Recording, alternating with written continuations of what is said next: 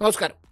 കേരളം വ്യവസായ സൗഹൃദമാണോ അല്ലയോ എന്നുള്ള ചോദ്യങ്ങളും ഉത്തരങ്ങളും അതുമായി ബന്ധപ്പെട്ട തർക്കങ്ങളും മറ്റൊരു വ്യവസായമായി തഴച്ചു വളരുകയാണ്. ഇതിൽ ലാഭമാർക്ക് നഷ്ടമാർക്ക് എന്നുള്ള ചോദ്യത്തിൻ്റെ ഉത്തരമെല്ലാം കുറച്ച് ദിവസങ്ങൾ കഴിയുമ്പോൾ കിട്ടുമായിരിക്കും. ഏതായാലും ആ വിവാദ വ്യവസായം ഇങ്ങനെ തഴച്ചു വളരുമ്പോൾ ചിലത് പറയാതെ വയ്യ. അതായത് ഇതുമായി ബന്ധപ്പെട്ട ഏറ്റവും അവസാനത്തെ എപ്പിസോഡ് DYFI നേതൃത്വം ശശി തരൂർ MPയെ സ്റ്റാർട്ടപ്പ് ഫെസ്റ്റിവലിൻ്റെ ഉദ്ഘാടന വേദിയിലേക്ക് ക്ഷണിച്ചതാണ്. വരാൻ പറ്റത്തില്ല, അന്ന് ഭയങ്കര ബിസിയാണ്, വേറെ എവിടെ പോകണം. അതുകൊണ്ട് എല്ലാ ആശംസകളും എന്ന് തരൂർ പറഞ്ഞതും ഇതിൻ്റെ ബ്രോഷർ പിടിച്ച് പുള്ളി നിൽക്കുന്നതും എല്ലാം കൂടെ ചേർത്ത് ഞങ്ങൾക്കത് കണ്ട് സന്തോഷമായി എന്ന് പറയുന്നതും എല്ലാം കൂടെ ചേർത്ത് DYFI നേതാക്കളുടെ ഫേസ്ബുക്ക് പോസ്റ്റും അതുമായി ബന്ധപ്പെട്ട പ്രതികരണങ്ങളും ഒക്കെ വന്നിട്ടുണ്ട്.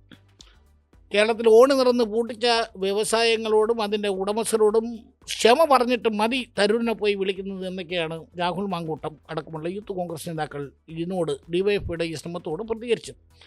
ഏതായാലും കേരളം പോലൊരു സംസ്ഥാനത്ത് വ്യവസായങ്ങളെക്കുറിച്ച്, വ്യവസായങ്ങളുടെ വളർച്ചയെക്കുറിച്ച്, അതിൻ്റെ സാധ്യതകളെക്കുറിച്ചുള്ള ചർച്ചകളും ഒക്കെ നടക്കുന്നതിൽ അത് കണ്ടു നിൽക്കുന്ന പൊതുജനത്തിന് വളരെ സന്തോഷമുണ്ട്. കേരളമാണല്ലോ ഇത് എന്നുള്ളൊരു മട്ടാണ്.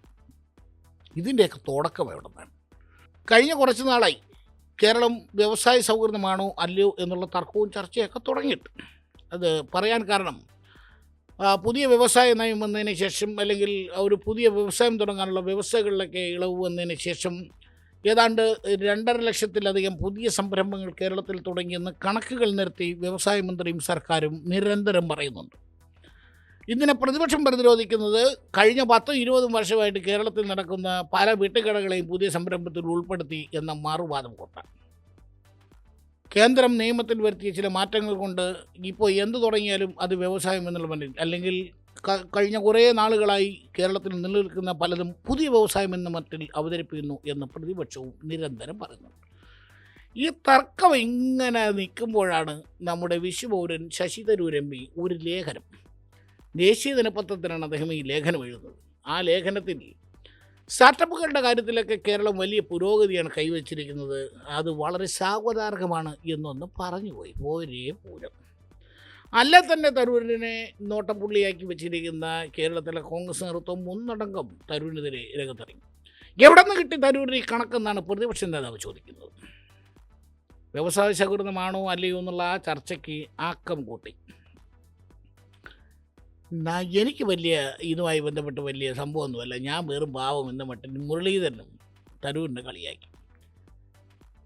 PD Satheesan, K Muraleedharan, MMSN എന്ന് വേണ്ട കോൺഗ്രസിലെ ഒരുവിധ നേതാക്കളെല്ലാം തരൂരിനെതിരെ രംഗത്തെത്തുകയാണ്. എന്താണ് സംഭവം? കേരളം വ്യവസായ രംഗത്ത് കൊള്ളാം എന്ന് തരൂരൊന്ന് പറഞ്ഞുപോയി. അല്ല, ഈ കൊള്ളാം എന്ന് ഒന്ന് പറഞ്ഞു പോയതിന് എന്തിനാണ് ഈ ബഹളം ഉണ്ടാക്കുന്നത് എന്ന് എത്ര ആലോചിച്ചിട്ട് മനസ്സിലാവുന്നില്ല.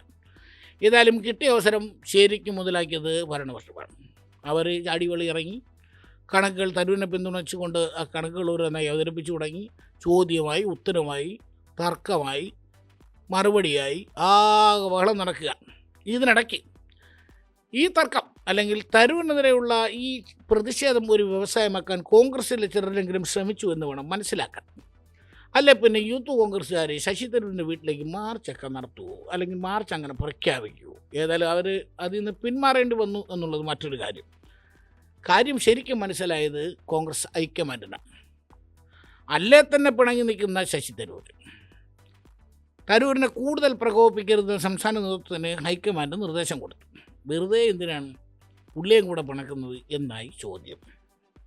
പിന്നെ ഭരണപക്ഷം ഉയർത്തിക്കെട്ടുന്ന ഈ സാധനങ്ങളിൽ, അല്ലെങ്കിൽ CPM ഇതുമായി ബന്ധപ്പെട്ട് ഉന്നയിക്കുന്ന കാര്യങ്ങളിൽ ചെന്ന് ചാടി തല വെച്ച് വെറുതെ പണി മേടിച്ച് കൂട്ടരുത് എന്ന് ഹൈക്കമാൻഡ് പറഞ്ഞതായാണ് വിവരം. അറിയില്ല. ഏതായാലും ഡൽഹിയിൽ മറ്റൊരു മഹാസംഭവം നടന്നു.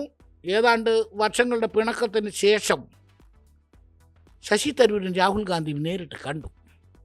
10 ജന്മത്തിൽ നല്ലൊരു ചർച്ച നടന്നു. കാര്യങ്ങളെല്ലാം ഓക്കെയായി, കബൂലാക്കി, രണ്ടുപേരും രണ്ടു വഴിക്ക് പിരിഞ്ഞു എന്നാണ് അവിടെ നിന്ന് മനസ്സിലാക്കാൻ കഴിയുന്നത്. ഏതായാലും 10 ജന്മത്തുമായിട്ടുള്ള ആ ബന്ധം പുനഃസ്ഥാപിച്ച ശശി തരൂരിനെ ഇനി ഇവിടുത്തെ കമാൻഡിന് തൊടാൻ പറ്റുമോ എന്നുള്ള കാര്യം വേറെയാണ്.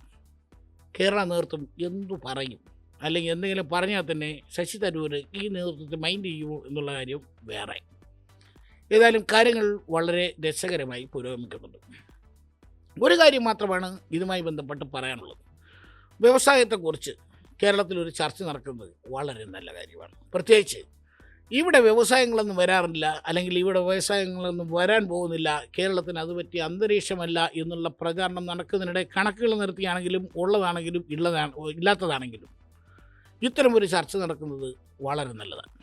പിന്നെ കേരളത്തിലെ അന്തരീക്ഷം മാറി എന്ന് വ്യവസായികളടക്കം സാക്ഷ്യപ്പെടുത്തുമ്പോൾ അതിനെ അവിശ്വസിക്കേണ്ട കാര്യമില്ല. ഒരു മലയാളി എന്നുള്ള നിലയിൽ, കേരളീയൻ എന്നുള്ള നിലയിൽ അതിനെ സ്വാഗതം ചെയ്യാനാണ് എനിക്ക് തോന്നുന്നത്. അന്തരീക്ഷം മാറട്ടെ, നല്ലത് സംഭവിക്കട്ടെ. ഇനി ഭരണം മാറുമ്പോൾ ഈ അന്തരീക്ഷത്തിന് മാറ്റം വരാതിരിക്കട്ടെ എന്നൊരു ആഗ്രഹവും ഇതുമായി ബന്ധപ്പെട്ട് തന്നെ പറയാറുണ്ട്.